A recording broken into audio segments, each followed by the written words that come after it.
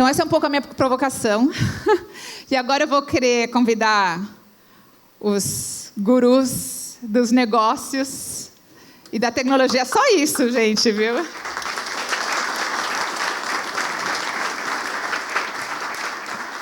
Marcelo Certo, o Wilson Point, para a gente conversar sobre isso, esses desafios, essas oportunidades.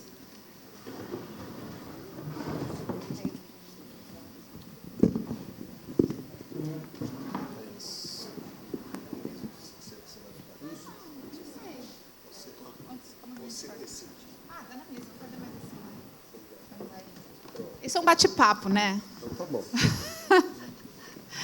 Então, acho que eu vou começar perguntando para vocês, tanto da apresentação do Estevão como da minha, qual é a reação que vocês sentem? Vamos ser honestos aqui, tá? Eu não quero só escutar a resposta bonitinha de Instagram ou de rede social, que é politically correct, tá? O que vocês realmente sentem ao ver essas oportunidades e desafios e a realidade? Eu acho que o reality check, né? Eu acho que se querem politicamente correto, convidar as pessoas erradas para estar aqui.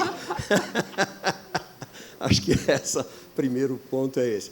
Cris, eu entendo o seguinte, olha, primeiro eu questionei muito o Estevão, falei, por que vocês estão chamando para falar de inteligência artificial e de internet das coisas um velhinho de 70 anos que é absolutamente analógico? Fiquei super aliviado com aquele slide que mostra que nós todos somos paleolíticos ainda, porque somos, assim, eu me sinto absolutamente paleolítico, eu sou um tremendo curioso com inteligência artificial, o Léo da minha equipe que está aí, sabe o quanto eu sufoco ele com material sobre inteligência artificial, porque aí eu espero que ele me ensine a usar, né? Porque assim, realmente eu sou do tempo que o telefone na casa do meu avô, em Santa Bárbara do Rio Pardo, você subia num banquinho, girava a manivela e falava para a operadora, né? Dona Terezinha, me liga com a casa do João. Era desse jeito, né? O telefone do meu avô naquela cidade era o número 12. Qual é o seu telefone? 12. Então, e hoje em dia eu uso um celular, estou conectado no mundo, etc, etc. Então, o que eu entendo, Cris, assim, primeira coisa, não adianta a gente querer evitar o progresso. A gente não foge do progresso. Essa é a primeira coisa. Ele veio.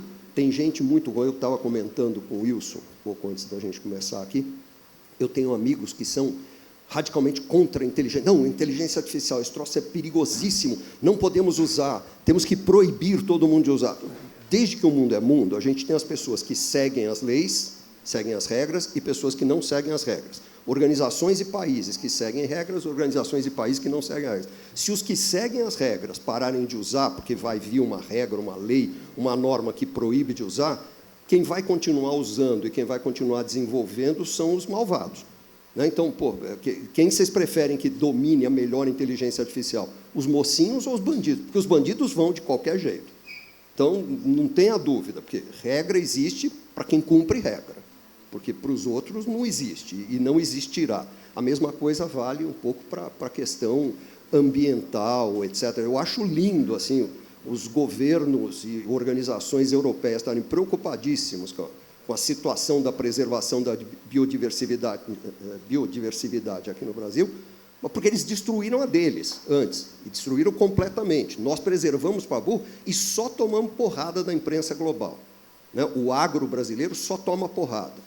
E a gente tem, assim, eu conheço, tenho vários amigos que estão no agro e que preservam 50%, 60% das suas fazendas e são atacados para cacete porque cultivam em 35%, 40% das suas fazendas. Pô, peraí, vamos ser realistas, não vamos fugir das coisas. Agora, a questão de inteligência artificial aplicada a tudo isso que você falou, fundamental, acho que aí tem muita informação, porque outro dia eu estava assistindo a um vídeo do Walter Longo, vocês devem conhecer o Walter Longo, pensador fantástico, e ele estava falando para uma classe de jovens, e tinha acabado de sair o ChatGPT 4, né? E ele mostrou e falou, olha, hoje eu tenho a Biblioteca de Alexandria, foi a imagem que ele usou, na minha mão, ou seja, o conhecimento do mundo está aqui, na minha mão. Vocês podem perguntar o que vocês quiserem, façam a pergunta que vocês quiserem, que eu vou ter a resposta aqui. Sabe o que o rapaz perguntou? O único que levantou a mão? Eu queria saber se o Palmeiras já foi campeão do mundo. Então, ou seja, se a gente não aprender ou reaprender a pensar, a refletir, aí eu entendo um pouco porque tem 2 sessentões, um quase setentão aqui, um sessentão do comecinho aí, aqui, porque assim, a gente, ao longo da vida, aprendeu a refletir, aprendeu a pensar, aprendeu a questionar as próprias certezas. Porque não adianta nada você ter a melhor ferramenta do mundo se você não tem, primeiro, a curiosidade necessária para explorar isso e a vontade de aprender, e, segundo, a linguagem para fazer isso, porque esse é um outro ponto. Tem uma pesquisa recente aí, feita nos Estados Unidos, aqui no Brasil, a gente não leva a pesquisa a sério, né? Então, você tem um monte de pesquisas nos Estados Unidos que aqui não existem, mas uma das pesquisas lá mostra que um jovem de hoje, um jovem estudante universitário de hoje, comparado com um jovem estudante universitário da década de 50, década na qual eu nasci, se você comparar, um estudante universitário americano hoje tem um vocabulário 40% menor. Ele não conhece as palavras. E uma das coisas que eu já aprendi com relação à inteligência artificial é que se você não souber fazer a pergunta certa, você não terá nenhuma resposta decente. Para fazer a pergunta certa, você precisa de linguagem.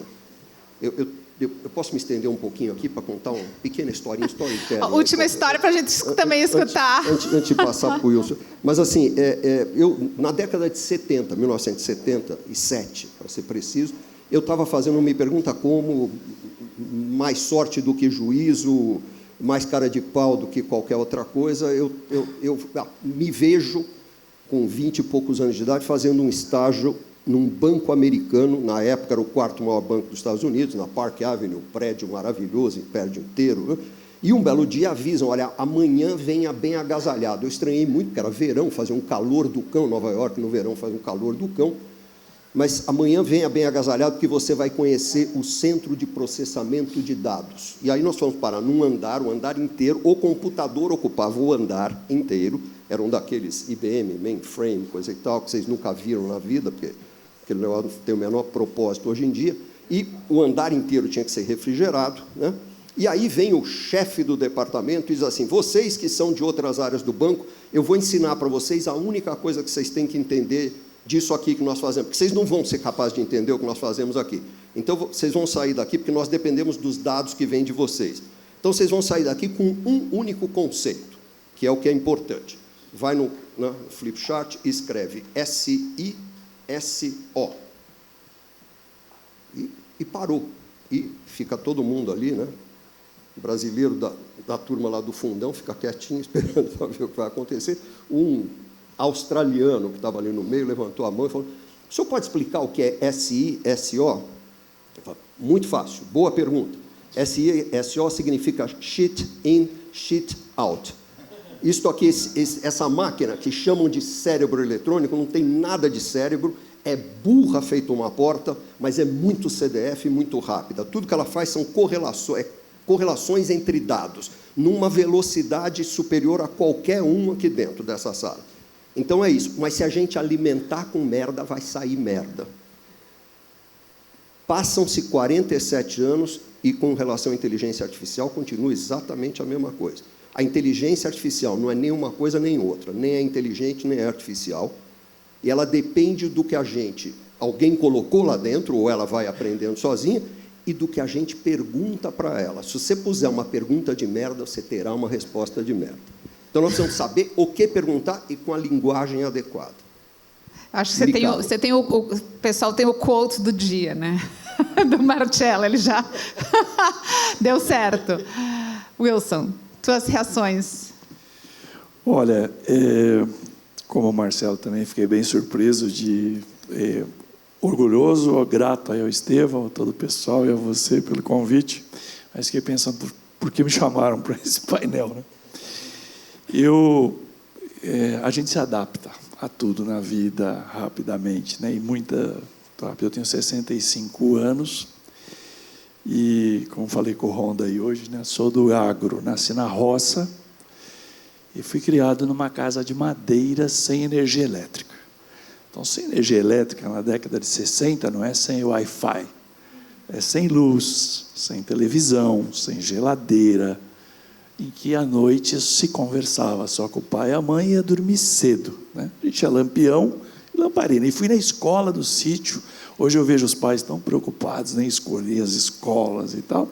Eu fui na que era mais perto, 4 quilômetros, estilingue no pescoço, tal, caminhando, dia de chuva a professora não chegava. Saí daquele mundo por causa de uma geada.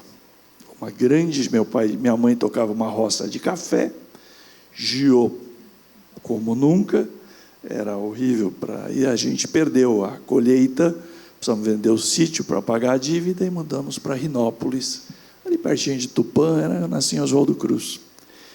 E aí passei a adolescência lá, e por também não querer trabalhar na roça, mas já trabalhava na cidade com pequenas coisas, vim para São Paulo de trem, 12 horas de viagem, que hoje a gente faz em 40 minutos de avião, e pude fazer engenharia elétrica na FEI. Então, aquele quadro que o Estevão mostrou aqui no começo da educação, né, fez com que atravessasse todo aquele deserto. E época de faculdade, bolso aqui da calça cheio de ficha telefônica, né, para poder ligar, para procurar estágio, e ligava para o meu pai e minha mãe também a cobrar.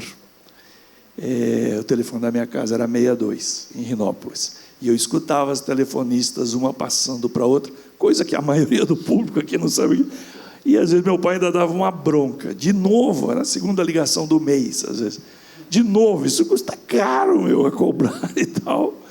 E a gente foi se adaptando a tanta coisa, sabe? Eu tive uma máquina, tenho até hoje a máquina de escrever Olivetti Lettera 44. Teve a 22, a 44, tenho guardado. Eu tinha orgulho de ser um datilógrafo de 130 batidas por minuto, que me ajuda muito hoje a estar conversando e digitando. E venho me adaptando a tudo, né? Computador, o celular hoje no bolso, no Instagram. E agora, a fazer algo que alguns anos atrás, já na vida de negócios, concluindo já, eu aprendi que ao invés de dar respostas ou procurar falar muito, é saber fazer perguntas, né? Então, na empresa, talvez o que fez a grande diferença era sempre focar na solução, e não passar a semana inteira falando de problema, mas era procurar fazer uma lista mas fazer as perguntas para os diretores, para os gerentes de filiais, para o nosso negócio, que o meu negócio acabou sendo um grande negócio de energia, que eu vendi 11 anos atrás na Bolsa de Valores em Londres. Então, foi uma história, uma travessia do deserto enorme, por conta de educação e de adaptação.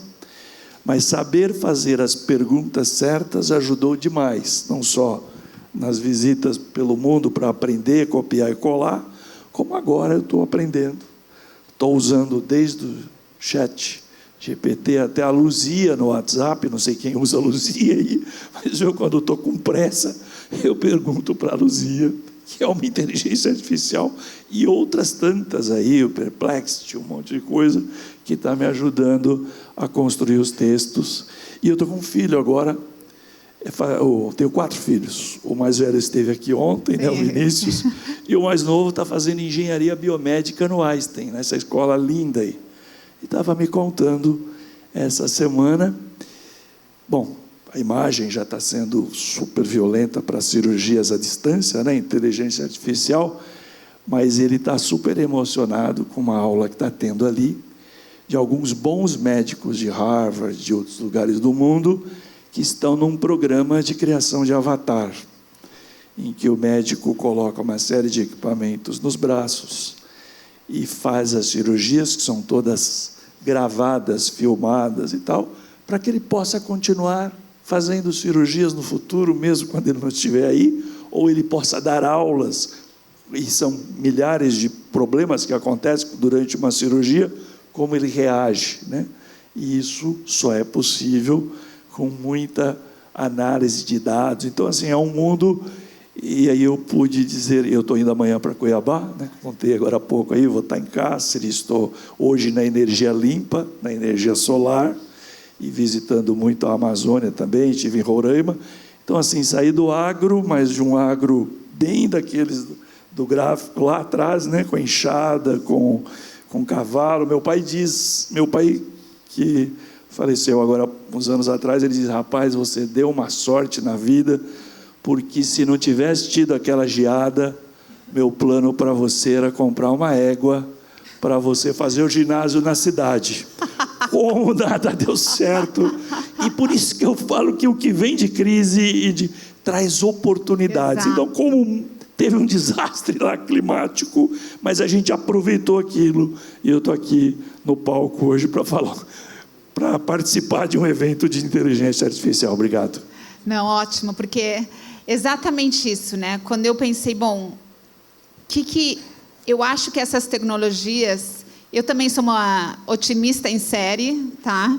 E realmente podem transformar a forma como que a gente faz esses soluções, esses passos, essas transformações na nossa economia, no nosso modelo de negócio. O que eu acho interessante, muito legal conhecer a trajetória de vocês, desde um lado mais assim. Mas o que eu gostaria de entender, eu acho que como empresários, vocês estão em vários conselhos, têm as suas empresas, são parte da Endeavor, que a gente conversou sobre isso, vocês falam com muitos empreendedores também, fazem mentoria, trabalham com eles. Que vocês... Talvez, qual foi aquele momento... Porque todas as vezes o crescimento, muitas vezes, vem através da dor. Vamos ser sinceros, né? Momentos que vocês se confrontam com algum problema, alguma crise, alguma dificuldade que faz você dizer: opa, vou conseguir, vou superar, vai sair para frente, vai dar certo, né? E a gente tira aquela resiliência de onde não sabe que tem, né? E eu acho que, se você vê até as histórias dos grandes empresários, empreendedores, pensadores, eles todos têm algum momento de grande dor, onde eles tiraram aquela aprendizagem, aquela e depois você se nutre daquela dor. Em outros momentos você se adapta, você já tem aquele chip de adaptação, porque você passou por aquilo, né? Então, eu sei que é uma pergunta um pouco complexa, mas se vocês têm que ir para essas qualidades, né, de força, de superação, de resiliência, de adaptação, que vocês desenvolveram como pessoas, e como que isso se adapta hoje ao mundo, de estar preparados para ver toda essa mudança aqui. Todo mundo tem medo, né? Mas eu não posso ficar paralisado, eu não vou ter medo, eu vou pegar isso. Você trabalha muito com franquias, você vê muitos franqueados. Quais que são essas coisas que são, esse é o ABC que você tem que usar, essas superpoderes, vamos dizer, para chegar lá? Cris, eu acho que a primeira coisa, assim, tem pouquíssimas vantagens em ser mais velho. Pouquíssimas vantagens, né? Estaciona um carro em vaga de idoso. Passa no avião. Ontem eu fui a Maringá, eu não peguei fila nem na entrada, nem na ida, nem na volta, porque eu estou na fila de prioridades. Tem paga meia no cinema, tem pouquíssima... Mas uma vantagem existe, muito forte, mas muito forte.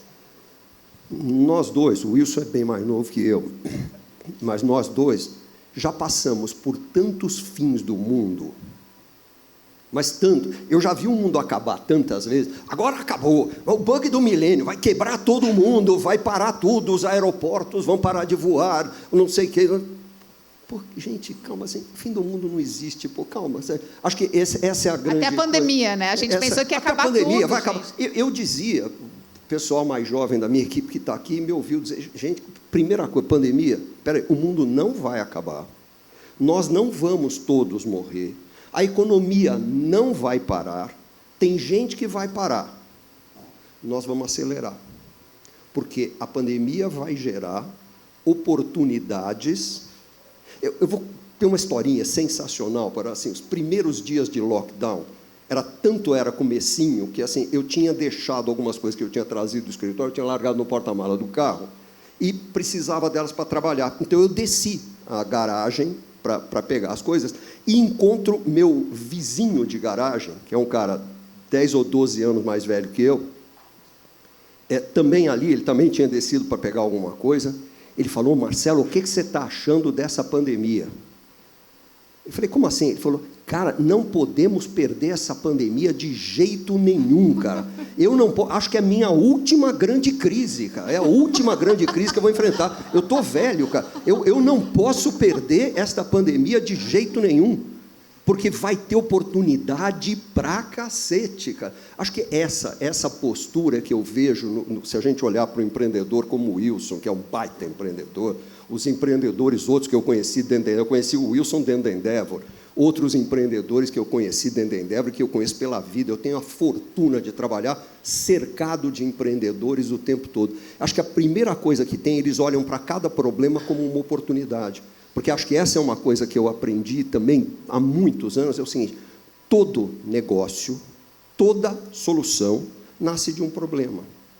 A gente só evolui quando tem problema. A gente só cria um negócio. Pensem em qualquer negócio que você conheça, que vocês conheçam aqui, e vejam, você nasceu de um problema. Alguém tinha um problema que precisava ser resolvido, aparece alguém disposto a resolver, que encontra gente em quantidade suficiente para pagar por aquela solução mais do que custa a ele produzir e entregar. Negócio é isso, a essência de negócio é famosa solucionar a dor de cabeça, né? É isso aí, é dor de cabeça. E eu entendo que para a gente chegar na solução que você estava apontando aqui, acho que nenhum de nós deixa de ter consciência aqui com relação à crise climática, à crise ambiental.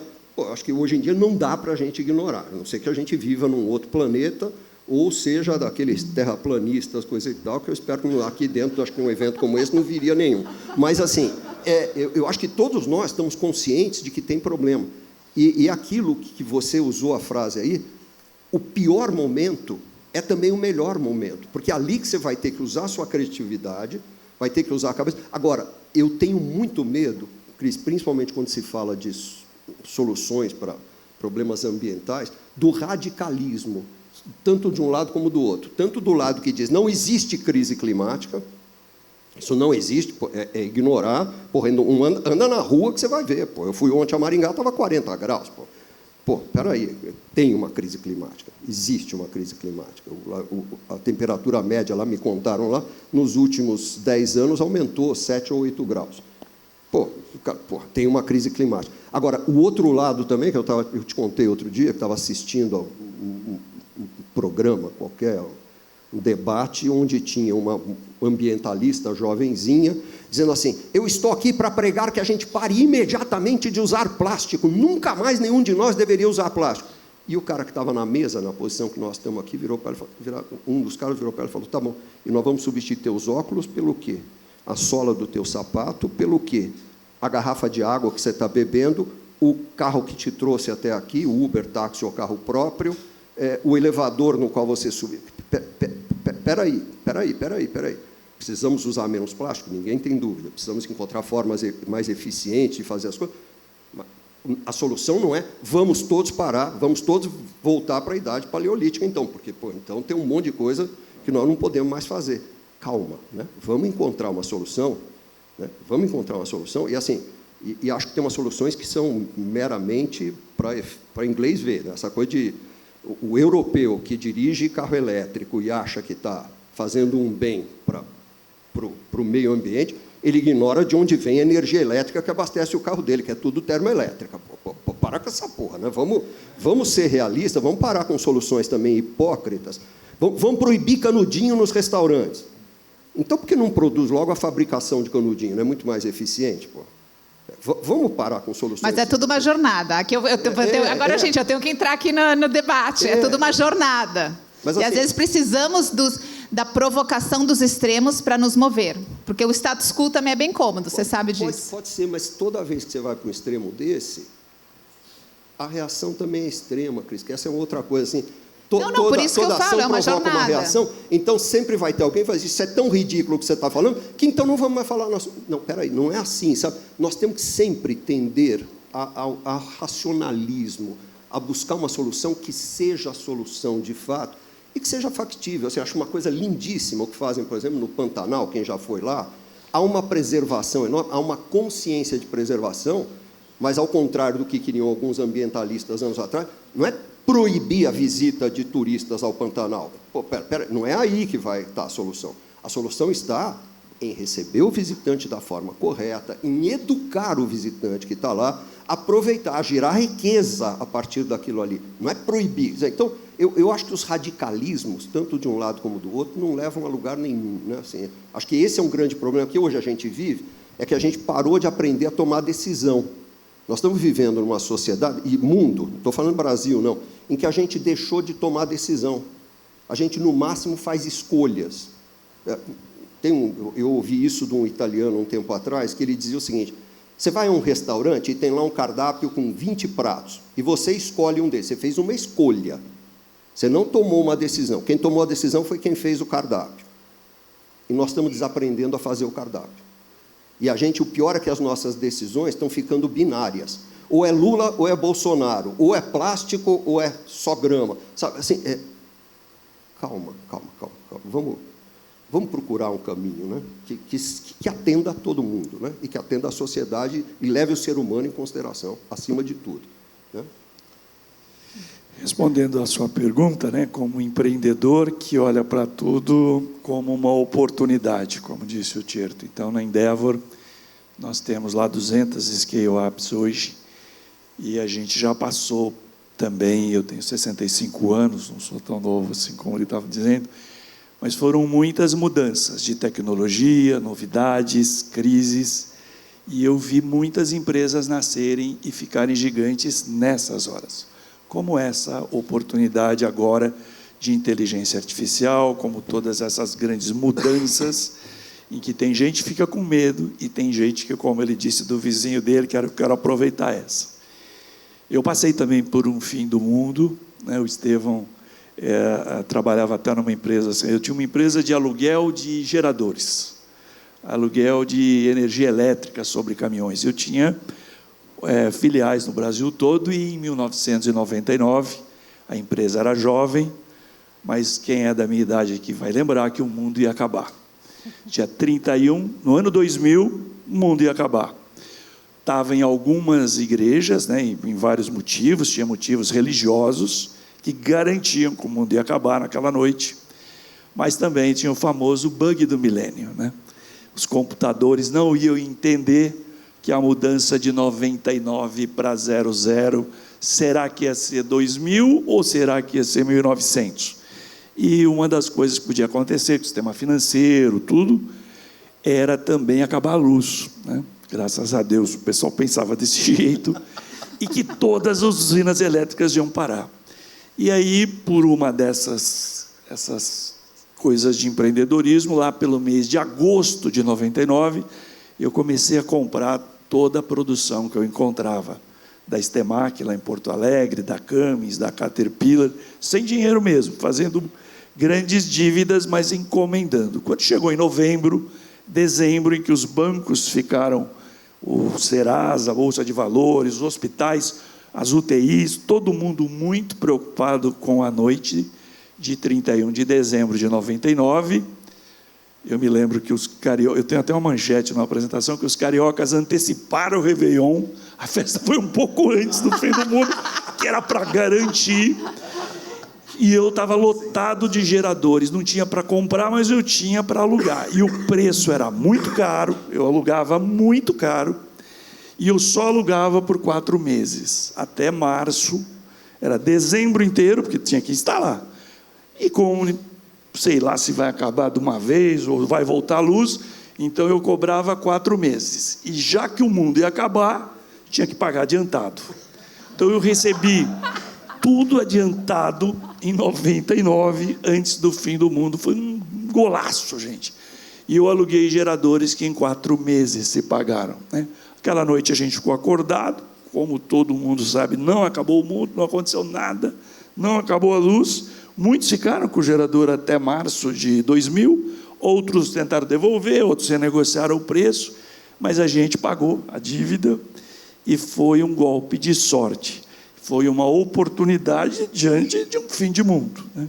Como disse ele, passamos por muitos outros momentos em que tomaram todo o dinheiro da nossa empresa, acordamos, não tinha dinheiro para nada, inflações absurdas, pandemias, e eu digo para vocês assim, que para a mente empreendedor, né, representando aqui a Endeavor e e toda uma comunidade de empreendedores que está aqui também, que eu pude conversar até um pouco aqui antes, sempre tem muita oportunidade. E aqui temos uma oportunidade incrível de que nós, humanos e preocupados com o mundo, e mais do que nunca, como aprendemos em governança corporativa, agora poderemos nos preocupar com coisas mais estratégicas, né? Voar como águia e não como galinha, porque quem morou na roça como eu, sabe que galinha não voa bem, elas tomam um susto, voam ali, e assim é a vida da gente. Foi pelo menos uns 40 anos da minha vida, corre aqui, corre ali, apaga um incêndio ali, vai a Manaus hoje, vai ao sul, vai à Argentina, mas a águia voa alto, escolhe as coisas, fala só de estratégia. Com inteligência artificial, com tanta análise de dados, com tanta coisa podendo ser processada e problemas insolúveis podendo começar a ser resolvidos, nós vamos poder nos preocupar com coisas mais importantes, né? Com coisas que têm a ver com o nosso propósito de vida e com estratégia e não com o dia a dia. Muito obrigada por essa pega, porque eu acho que ontem foi falado muito, né, sobre a velocidade e o tempo que os funcionários vão ter, que os líderes das empresas vão ter para pensar mais estratégias e tudo isso. E a gente até estava discutindo no almoço, será que isso vai dispensar empregados? Será que isso vai ter um problema? Eu acho, a minha visão, e eu acho que tem já várias provas, tem empresas, tem municípios que já entraram na economia dos 4 dias de trabalho.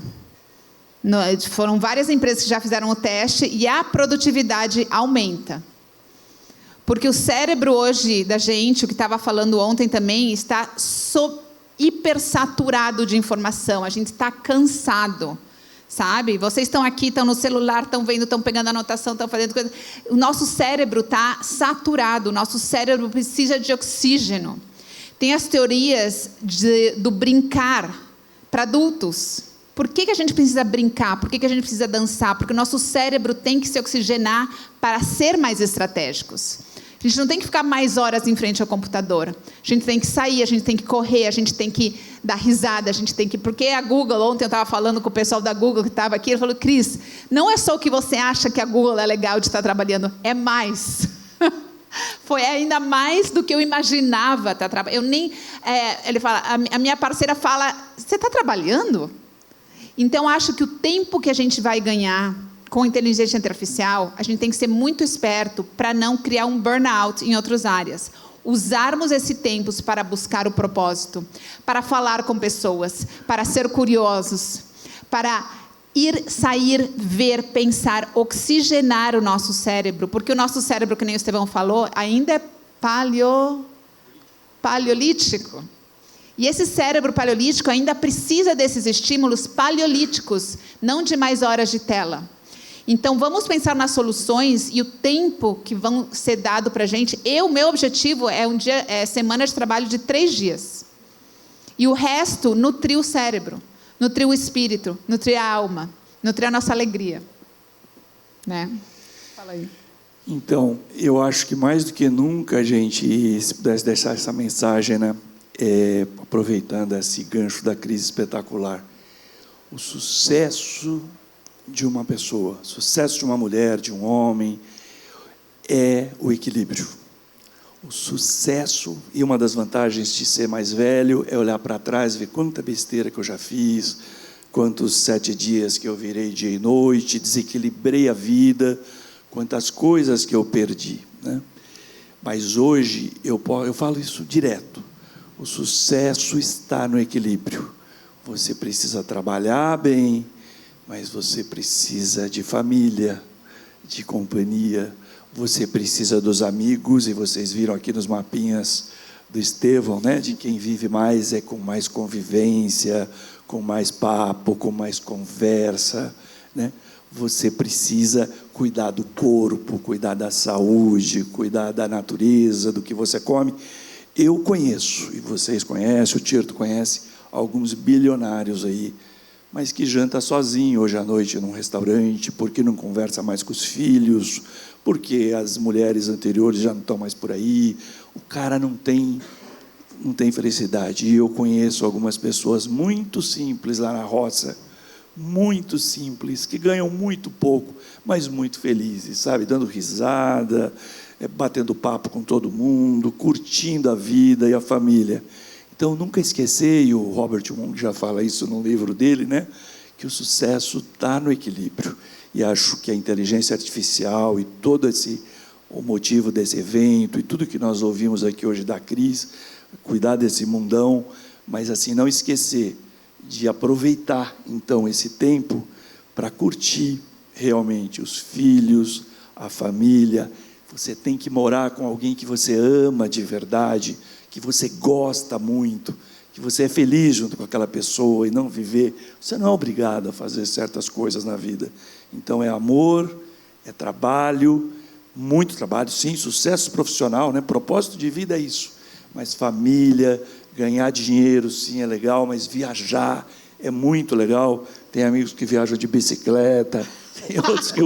E assim, é muito legal, gente. Então, eu queria só pegar esse gancho para dizer que inteligência artificial nos traz essa oportunidade, trabalhar um dia menos ou 2 por semana, mas não para aproveitar realmente, para estar presente, né? Porque, como ele mostrou nos mapinhas, e está no seriado aí da Netflix, aí das zonas azuis, né? Os lugares onde está se vivendo mais de 100 anos, as pessoas não só comem bem, não só caminham bastante, mas convivem, batem papo entre eles, tem uma vida social, tem equilíbrio. Olha, pegando o gancho da Cris e do Wilson aqui, eu quero dar um testemunho pessoal aqui, que assim, pouquíssima coisa, se eu pudesse voltar no tempo, eu teria mudado muito pouca coisa na minha vida. As melhores coisas que me aconteceram na vida aconteceram por acaso, não foram planejadas, o acaso tem um peso enorme, mas eu mudaria uma coisa, com certeza. Eu teria gasto muito mais tempo com meus filhos, quando eles eram pequenos, do que com o trabalho. Eu me dediquei brutalmente ao trabalho, quando eu não estava trabalhando, estava escrevendo livros, eu publiquei 12 ou 13 livros aí na vida, que tem tão pouca importância que eu vou mudar de apartamento e estou mexendo, jogando fora livros, tirando, doando um monte de livro, que eu preciso desocupar espaço. E eu descobri que vários dos livros que eu escrevi, eu nem tenho. Eles são tão pouco importantes para mim, que eu nem tenho eles na minha prateleira.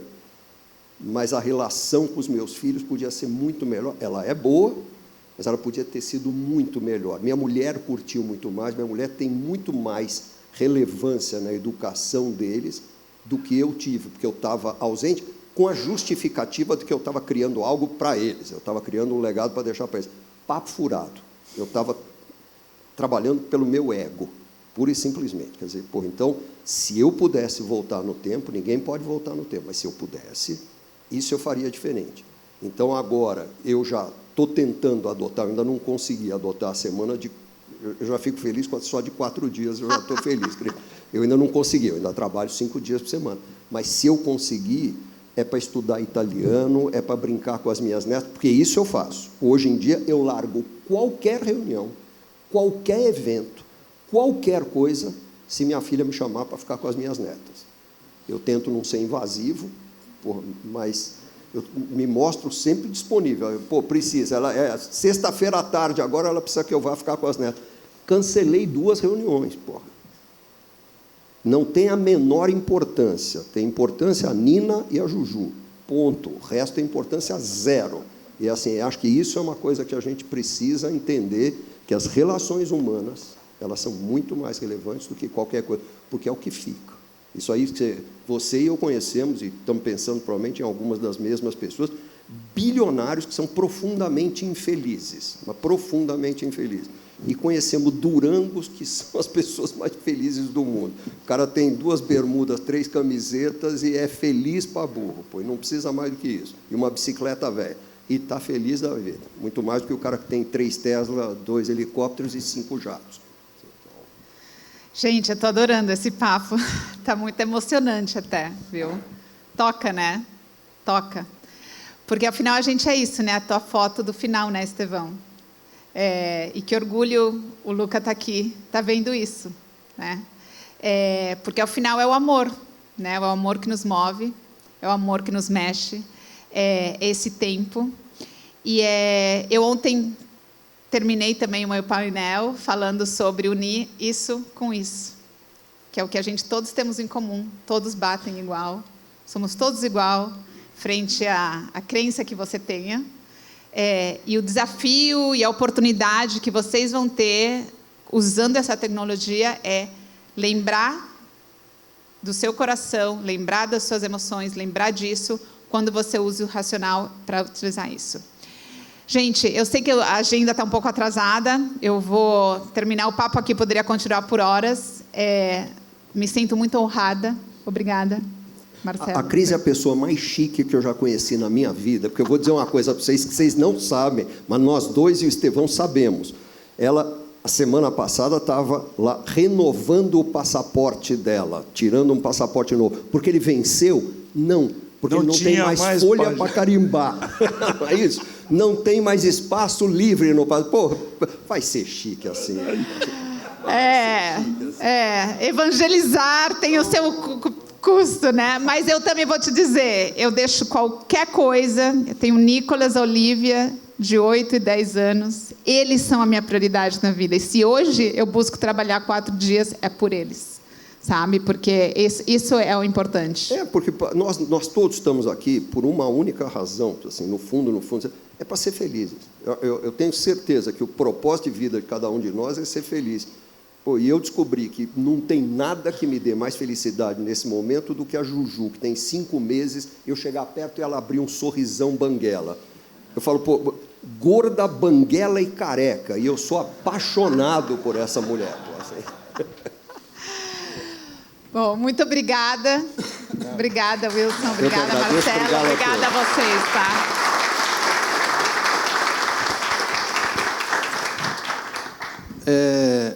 Quer abrir um pouquinho para perguntas?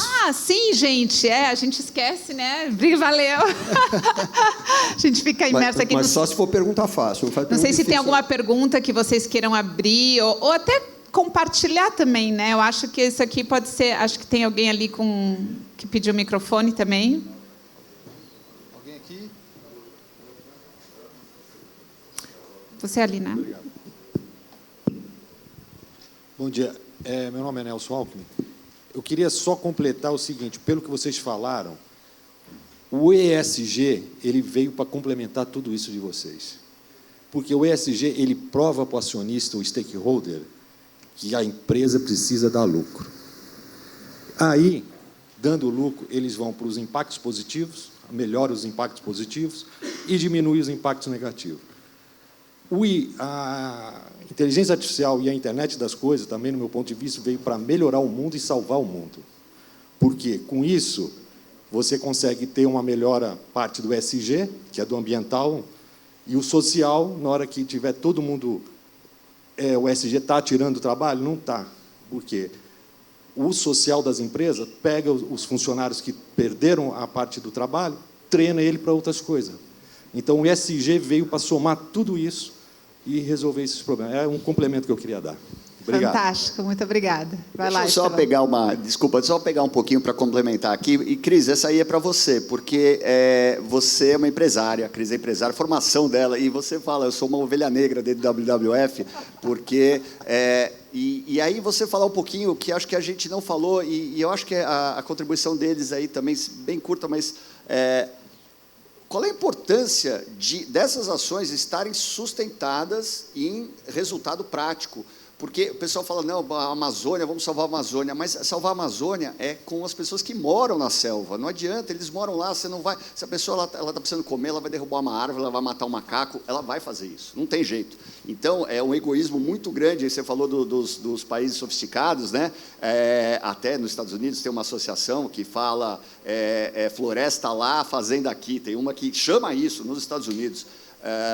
Então, eu queria ver como é que você pensa isso aí, como é que os negócios, e quando a gente falou, eu preciso estar nesse evento porque eu estou pensando nisso, como é que o IoT e a internet das coisas vai fazer isso acontecer? Obrigada, Estevão. Então, eu estudei business, eu sou uma brasileira meia gringa, não sei se vocês perceberam, eu morei na Argentina, eu fiz um MBA na Suíça, eu trabalhei na McKinsey, trabalhei na Syngenta, trabalhei na Arcos Dourados, trabalhei na Endeavor com empreendedores, então...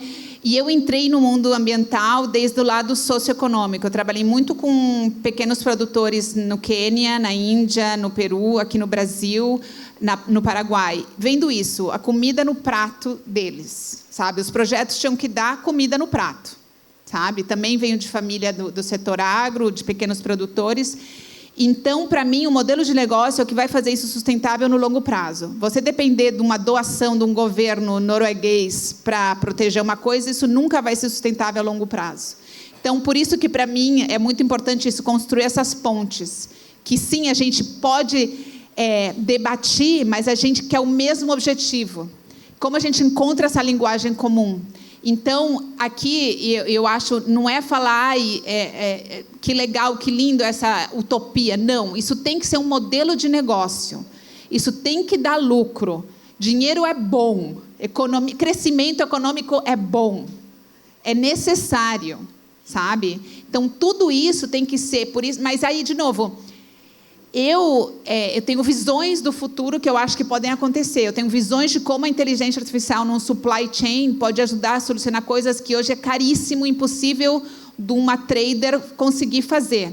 Mas se o machine learning pode ajudar a dizer como é que eu consigo produzir mais carne sem desmatar, modelo mental que o nosso paradigma diz, não, gente, não dá, é assim funciona a vida. Bom, quem sabe não, quem sabe a máquina diz, não, se você fizer regenerar essa terra, se você usar esse outro terra que você tem desse lado, você consegue. E aí, é o que eu falo, as empresas de tecnologia, e por isso que eu trouxe o tema do acordo de biodiversidade, porque isso parece, lá o pessoal na Europa falando isso. Não, isso foi um acordo que foi a China que liderou, tá? A China que liderou esse acordo. Ia ser em Kunming, não deu para ser em Kunming pela pandemia, então foi no Canadá, mas é o acordo Kunming-Montreal. A China está pensando isso. Eu ontem jantei com colegas meus que estiveram no Cerrado, que vão trazer a Associação de Carne da China, que a gente tem uma parceria para vir para o Cerrado, para entender, porque eles estão olhando como eles têm que produzir carne sem destruir a natureza. Porque eles sabem que se um chino come 1 quilo mais de carne por dia, acabou. Tem que desmatar o mundo.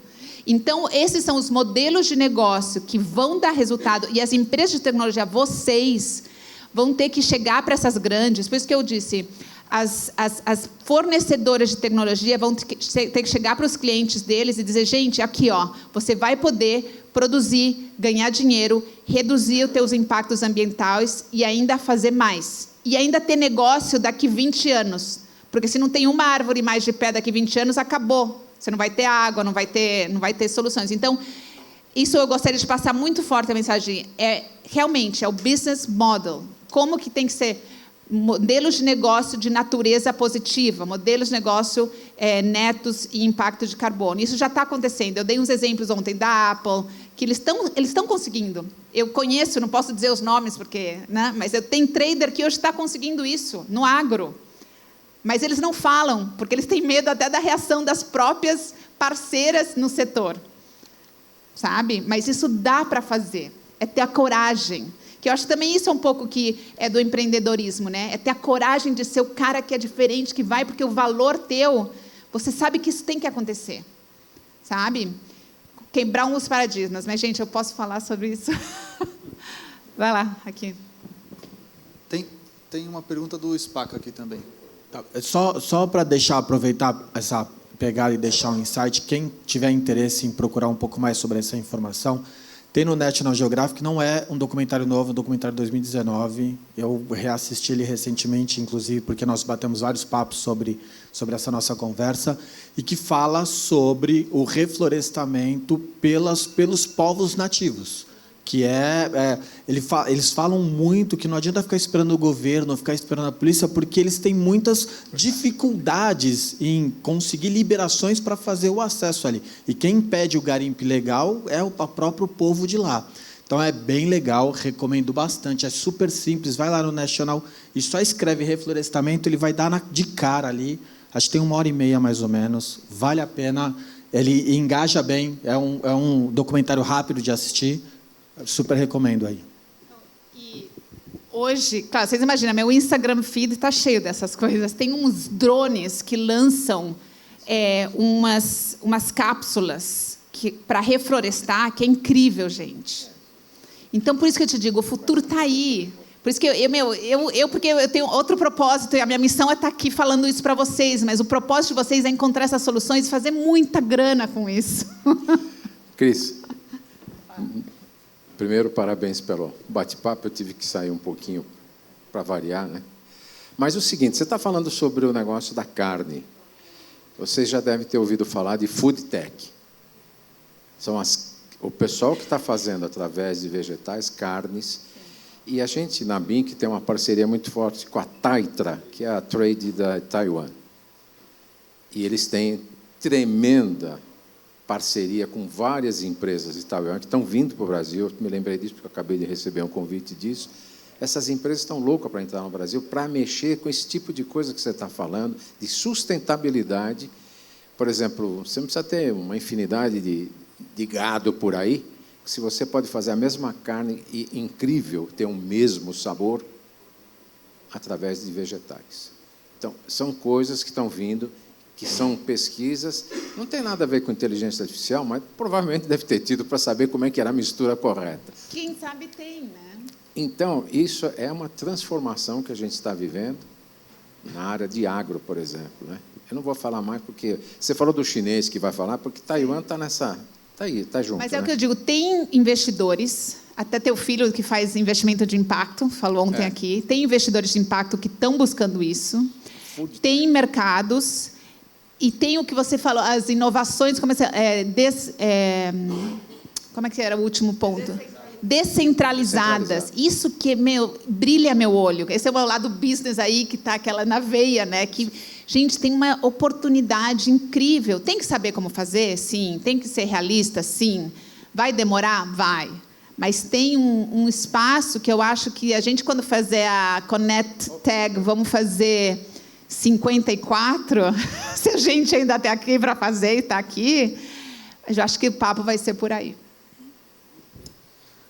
Olha, eu tenho 4 palavras para falar disso aqui. Eu vou fazer até com a mão, ver se todo mundo me acompanha. Sensacional.